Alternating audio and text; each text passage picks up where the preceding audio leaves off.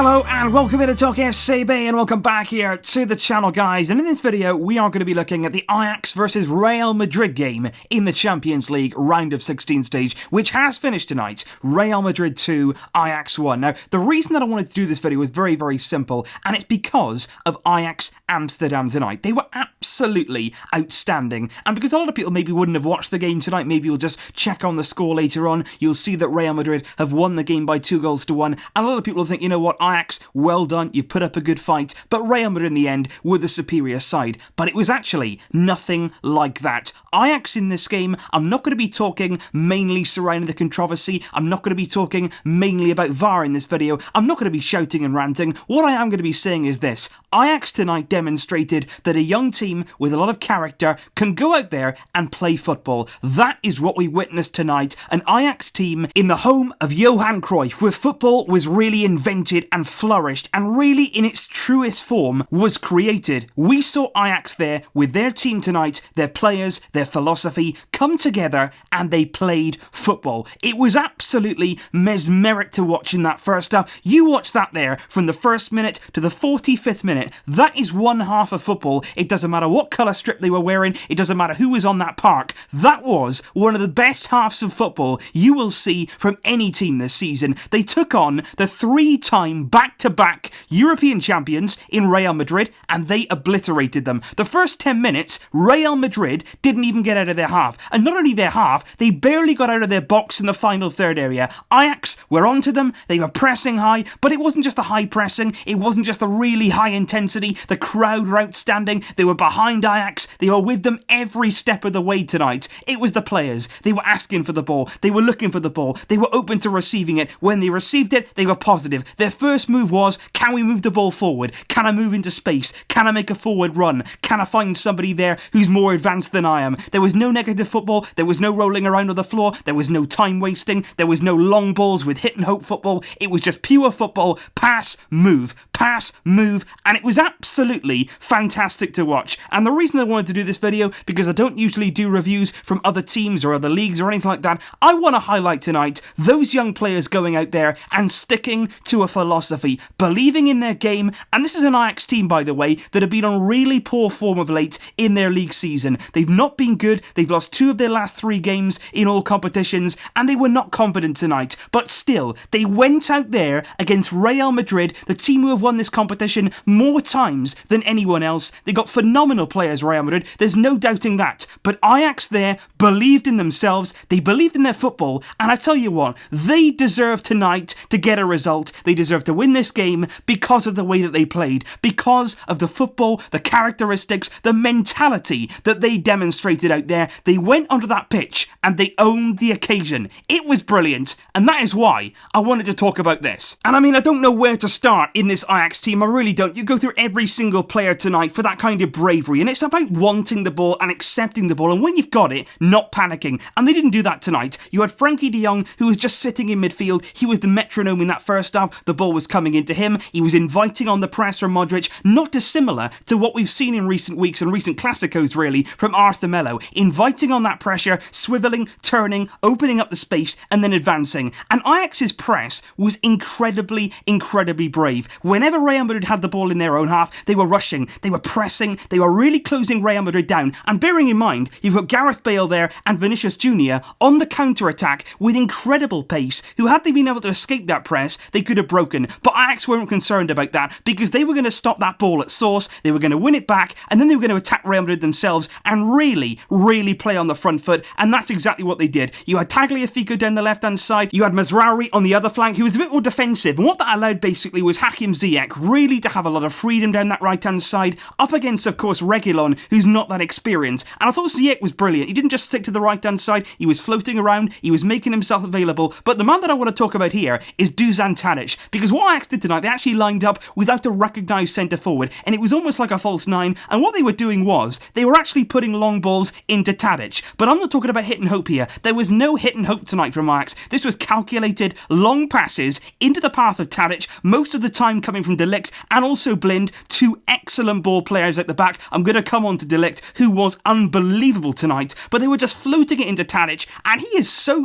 good at holding that ball up. He wasn't heading it on, he wasn't trying to win aerial battles, he was actually getting up so high that he was just chesting it off. He was just chesting it off to Schöne, to De Jong, to Van den Beek, who was sort of patrolling in the area behind, trying to cover as much ground as he possibly could. Then you've got NERES, who was consistently a threat in behind Real Madrid, trying to stretch them as much as possible, really exploit that space when Real Madrid were trying to push up the field, trying to push Ajax back, but it didn't work. And that first half was absolutely incredible from Ajax. And of course in the second half, once they brought on Dolberg, they changed the dimension, they reacted really well to Real Madrid going ahead, they still had that mental strength to come back, get themselves an equaliser. But that first half, and that is why I'm so gutted, they didn't get that goal 10 minutes before half-time, which really would have set them on their way. And I tell you what, it's not even because I want Real Madrid to go in there losing. I think that goal there from Ajax would have really made this tie electric. Ajax ahead, the stadium, the noise, the atmosphere, it would have been incredible. Real Madrid then would have been really tested to come on and see what they're made of in terms of their mental strength coming back in this tie. And I think that goal there would have made the football unbelievable. But sadly, we were robbed of that moment from VAR. Now, the problem here with introducing VAR in this particular round is you didn't have it in the group stage. Now, I can't really understand here why, if you didn't have it in the group stage, you've suddenly got it now in the knockouts. Because I can guarantee a few of those teams who've gone out in the group stage because of some decisions here or there, they're going to be thinking, well, if we had VAR in the group stage, maybe things could have been a lot different. So I think really, if you don't start the competition with VAR, you've got to finish it without VAR. You can't just introduce it halfway through what is the competition now. But it is here,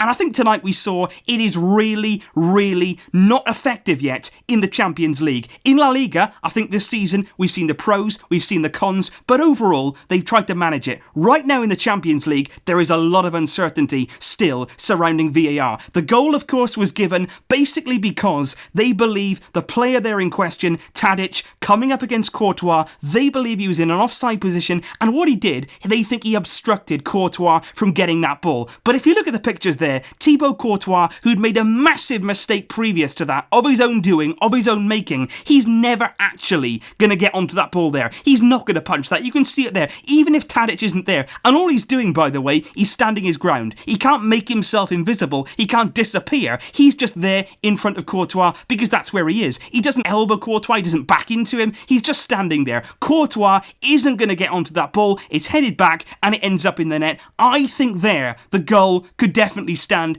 and it would have been an unbelievable moment for Ajax, something that they had deserved. Even Real Madrid would tell you that goal there should stand. And if you look at Courtois, if you look at the Real Madrid players, they don't even appeal. They're not saying that was a free kick. They're not saying I was obstructed. And I think there, that goal, without VAR, it's given, and you don't really hear anybody complaining, and it's good for football. What we don't want from VAR is to make these decisions all the time, stoppages every single game. For a long time we had to wait for the answer. The referee went across, he had a look at it, he then had a few replays to make up his mind. What we don't want then is all this marginal stuff getting in the way of the football. Don't let that detract you from what was tonight a phenomenal performance. With the ball, without the ball, young players taking on this occasion, and because of VAR, suddenly we're not talking about the game. That is not the way that it should be. VAR has been brought in to eradicate that. VAR has been brought in to really eliminate those decisions and make it so that everybody understands, everybody is clear, everybody understands the decision. But tonight,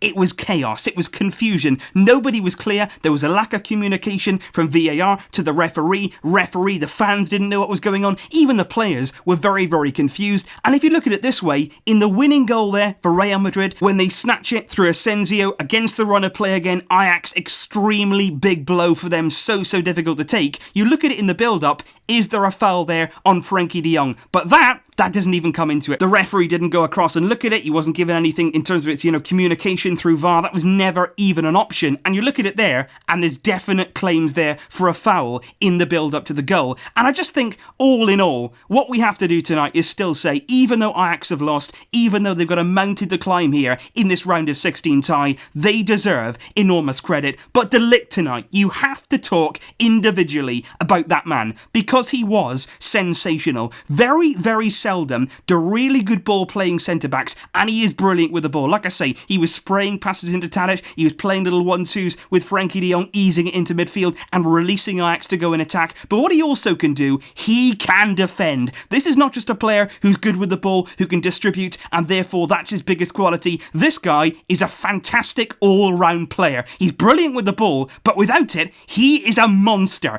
He's so strong, he's so good in the tackle. You've seen him tonight getting really, really tight to Real Madrid, but every battle, every 50-50 challenge, he went in there, he came out with the ball, he won everything. And this guy is one hell of a talent, and from a Barcelona point of view, get this man whatever the cost, because he's sensational. And so that was just my view tonight on Ajax against Real Madrid, guys. Like I say, I don't usually do this, but I thought the football that Ajax demonstrated in that first half, and right throughout the game really, this group of young players coming on, believing in their philosophy, believing in a style of play, and carrying that through there against a team like Real Madrid, it deserves tremendous credit, and I think a lot of teams, Barcelona included, can certainly take a lot from that. You can learn from those kind of games, you can learn from those kind of experiences, and tonight, Ajax certainly demonstrated for me pure football. So leave your thoughts in the comments down below, guys. What did you make of Ajax? What did you make of the game as a whole? Do you believe the first half goal should have been ruled out? Let me know in the comments down below. I will see you soon with more videos.